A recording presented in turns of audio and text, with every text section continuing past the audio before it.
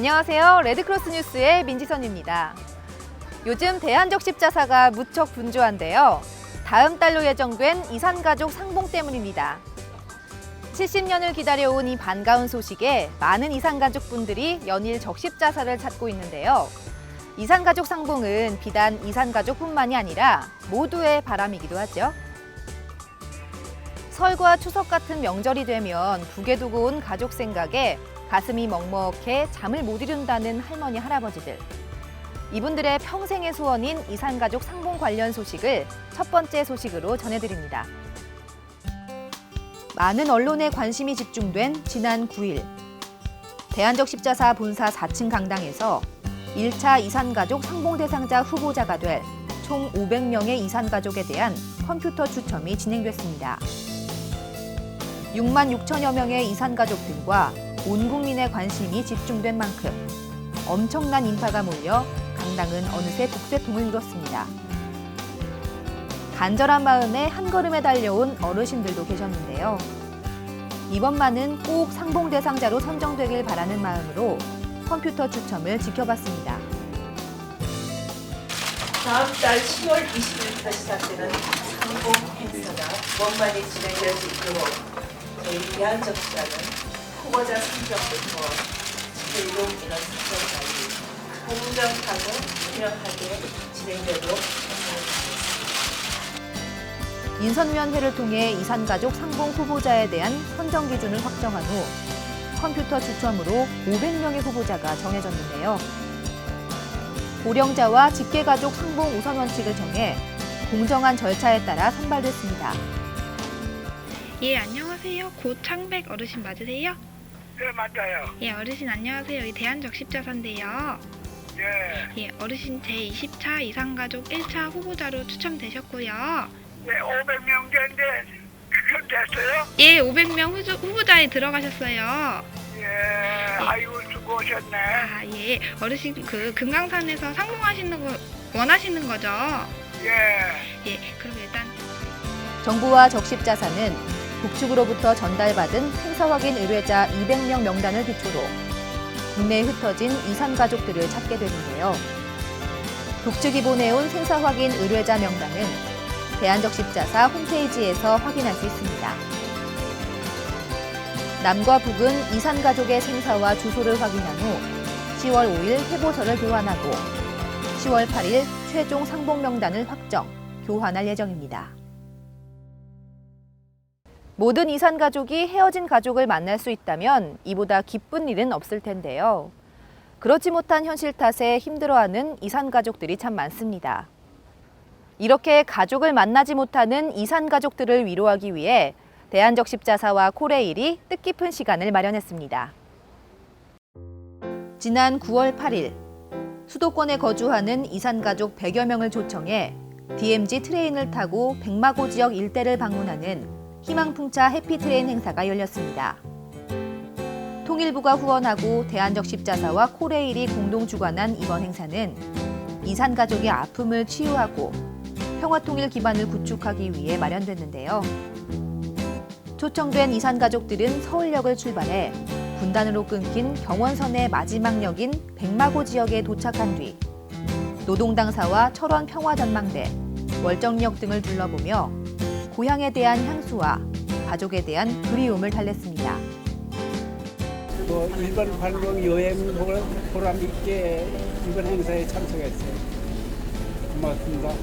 제 고향이 이제 북한인데 새삼스럽게 고향 생각이 나고 이 경원선이 연결이 되면 제가 고향이 함경도거든요. 바로 우리 고향으로 연결되는 거예요. 그런 생각 많이 했어요. 비록 열차를 타고 고향 땅에 갈 수는 없지만 멀리서나마 북녘 땅을 바라보며 이산의 아픔을 어루만져야 했던 이산 가족들에게 이번 행사가 조금이나마 위로가 됐으면 합니다. 각종 재난재해 및 사고는 언제 어디서 일어날지 예측할 수 없기에 더욱 두려운 일일 텐데요. 이럴 때 가장 필요한 것이 바로 응급처치 기술이 아닐까 합니다. 지난 9월 12일이 바로 이 응급처치의 중요성을 널리 알리고자 지정된 세계 응급처치의 날이었습니다. 매년 9월 두 번째 주 토요일은 전 세계인에게 응급처치의 중요성을 알리기 위해 국제적십자사연맹이 지정한 세계 응급처치의 날인데요. 대한적십자사는 9월 7일부터 13일까지 일주일을 세계 응급처치의 날 캠페인 주간으로 정하고 응급처치 교육 및 다양한 안전 캠페인을 진행했습니다. 먼저 서울지사는 올해로 50주년을 맞이하는 응급처치 경연대회를 9월 12일 오전 10시부터 서울 양천구 신월동에 위치한 긴급재난대응센터에서 성황리에 개최했습니다. 이 대회는 응급처치 교육의 필요성을 널리 알리기 위한 행사로 청소년부터 일반부로 나뉘어 열띤 경연을 펼쳤는데요. 참가자들은 그동안 갈고 닦은 응급처치 기술을 마음껏 뽐내며 뛰어난 실력을 선보였습니다. 많이 긴장되고 떨렸지만 최선을 다해서 열심히 했고요. 저희 마지막까지 최선을 다해서 열심히 하겠습니다. 은평메디테코 화이팅! 그 애들이 다른 데 놀 때 저희는 그 심폐소생술하고 인공호흡이랑 삼각관 그거 연습해서 더 뜻깊었던 것 같아요. 저희 연습도 되게 열심히 했으니까 오늘 꼭 좋은 결과 있었으면 좋겠어요. 또한 인천지사의 경우 9월 12일 오전 9시부터 대한항공 본사 경납고에서 개최된 내가 그린 예쁜 비행기 사생대회에서 응급처치 체험활동 부스를 운영해 대회 참가자와 가족을 대상으로 심폐소생술과 자동 제세동기 사용법을 배울 수 있는 기회를 마련했습니다. 재미있고 다친 사람을 도와주고 싶어요. 평소에 그 심폐소생술 요즘에 TV에서 응급 상황 생기면 일반 시민들도 많이 하시더라고요. 한번 이렇게 체험해보고 배워보고 싶었는데 오늘 기회가 돼서 너무 좋았어요. 이 밖에도 전국 각지에서 다양한 행사들이 열린 가운데 이번 세계 응급처치의 날을 계기로 남녀노소 할 것 없이 위급한 순간 적절한 응급처치로 생명을 살리고 생명을 지킬 수 있기를 희망합니다. 이번에는 우리 주변의 진정한 영웅들을 만나보는 시간, 우리 동네 히어로인데요. 지금 한창 이산가족 상봉으로 떠들썩한 모습 한켠에는 묵묵하게 이산가족을 챙겨드리는 봉사원들이 함께하고 있습니다. 이산가족의 가슴 아픈 사연을 들어드리고 그들이 헤어진 가족을 만날 수 있도록 여러 방면에서 돕고 있는 이산가족 상봉 봉사원들을 만나보겠습니다. 지난 9월 8일, 작년 2월 이후 중단됐던 이산가족 상봉에 극적으로 합의하면서 대한적십자사는 분주히 움직이고 있는데요. 특히 이산가족 상봉이 급물살을 타면서 내일처럼 뛰어들어 열정적으로 봉사를 하고 있는 봉사원들이 그 중심에 있습니다. 나이는 점점 드시고 건강은 나빠질 테고 하는데 더 나이 먹기 전에 꼭 가야겠다는 일념은 어느 누구나 똑같은 생각이고요. 듣는 우리도 짠하죠. 정말 이번에 꼭 가셨으면 하는 생각 너무 많습니다. 근데 그런 분들이 많으니까 어떤 때는 화도 내시고 사연도 한 말 또 하시고 하지만 그 안타까운 사연을 다 듣고 있기는 하지만 그분 마음만은 다 북쪽에 가 있겠죠. 그녀들이 머물고 있는 대한적십자사 1층 민원실에는 매일같이 이산가족들이 찾아와 애타는 심정을 토로하고 있는데요. 이를 지켜보는 봉사원들의 마음은 안타깝기만 합니다. 지금은 뭐 이제 돌아가셨을 테니까 어머니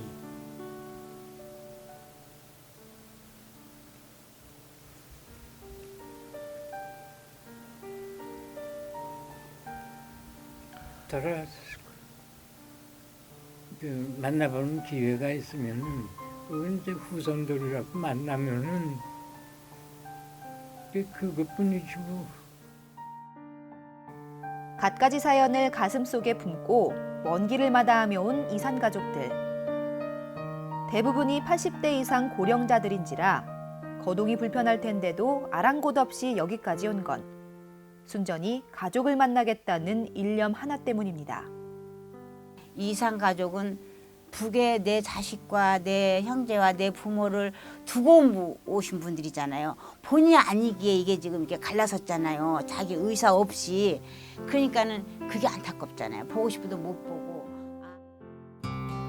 누가 일부러 시킨 것도 아닌데 매일같이 이곳으로 와 이산가족 상봉을 위한 많은 업무를 하고 있는 봉사원들.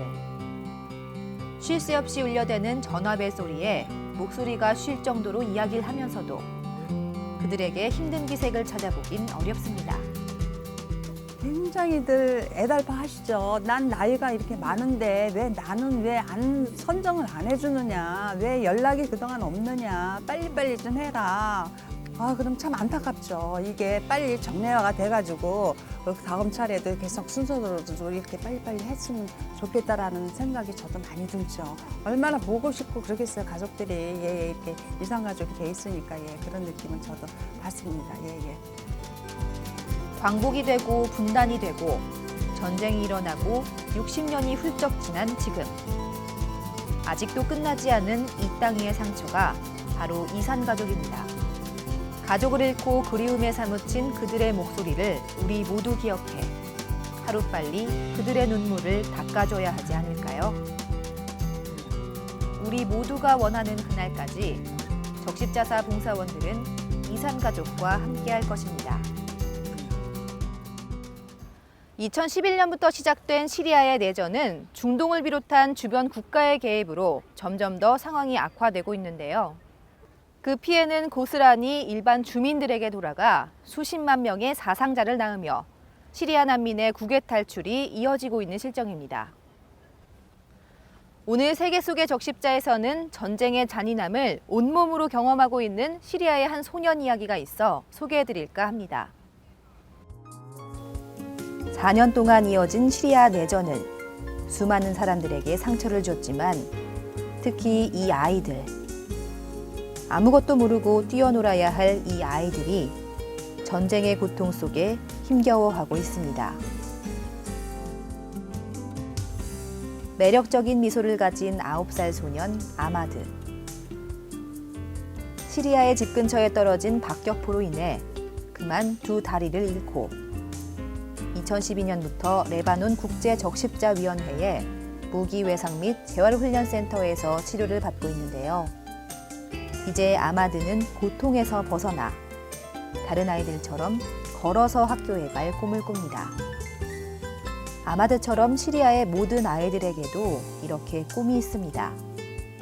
적십자와 함께 이 아이들의 꿈을 지켜주세요. 여러분의 소중한 마음이 시리아 아이들의 희망이 됩니다.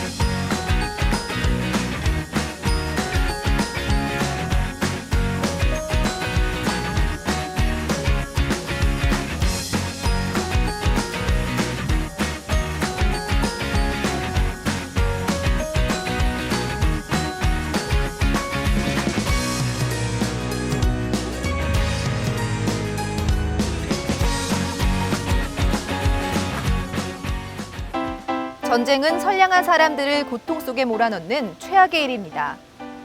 시리아의 내전으로 고향을 떠나 그 험난한 바다를 건너 유럽으로 망명하려는 난민의 수가 기하급수적으로 늘고 있는 상황에서 수많은 사람들이 죄 없이 희생되고 있다는 건 정말 비극적인 일이 아닐 수 없는데요. 앞서 소개해드린 어린 소년 아마드의 이야기는 전쟁으로 희생당한 이들의 아픔을 고스란히 보여주고 있습니다. 그리고 지금 우리가 살고 있는 이 땅에서도 전쟁과 분단으로 가족을 잃고 평생을 고통스러워하는 이산 가족이 있습니다. 전쟁은 끝났지만 전쟁의 피해는 아직 끝난 게 아닌 거죠. 하루빨리 전 세계의 모든 전쟁이 끝나고 고통받는 이들에게 평화가 찾아오길 기원합니다. 레드크로스 뉴스 오늘은 여기까지입니다. 시청해주신 여러분 고맙습니다.